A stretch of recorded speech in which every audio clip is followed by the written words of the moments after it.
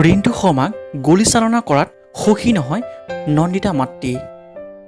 বন্ধুসকল, যোৱা 4 ছেপ্টেম্বৰত ৰিণ্টু শৰ্মাই আৰক্ষীৰ পৰা পলাবলৈ চেষ্টা কৰোঁতে আৰক্ষীয়ে গুলী নিক্ষেপ কৰে আৰু বৰ্তমান অসম মেডিকেল কলেজত চিকিৎসাধীন হৈ আছে।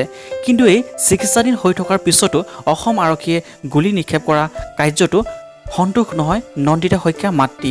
নন্দিতা শইকীয়া মাতৃয়ে কান্দি কান্দি কি ক'লে প্ৰথমতে শুনি লওঁ আহক। মাতৃ হিচাপে কৈছোঁ, তেওঁক আৰু চিকিৎসা কৰিবই নালাগিছিলে, লগে লগে ফাঁচি দিব লাগিছিলে।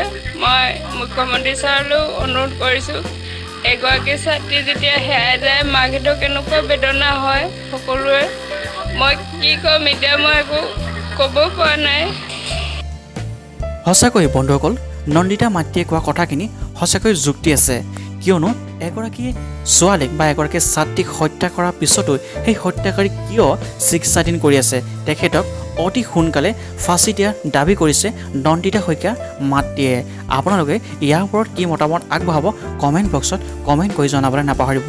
ভিডিঅ'টো যিমান পাৰে সিমান শ্বেয়াৰ কৰক আৰু আন্দোলন কৰক, সদায় প্ৰতিবাদ কৰি যাওক যাতে নন্দিতা শইকীয়াৰ পৰিয়ালে ন্যায় পায়। ধন্যবাদ।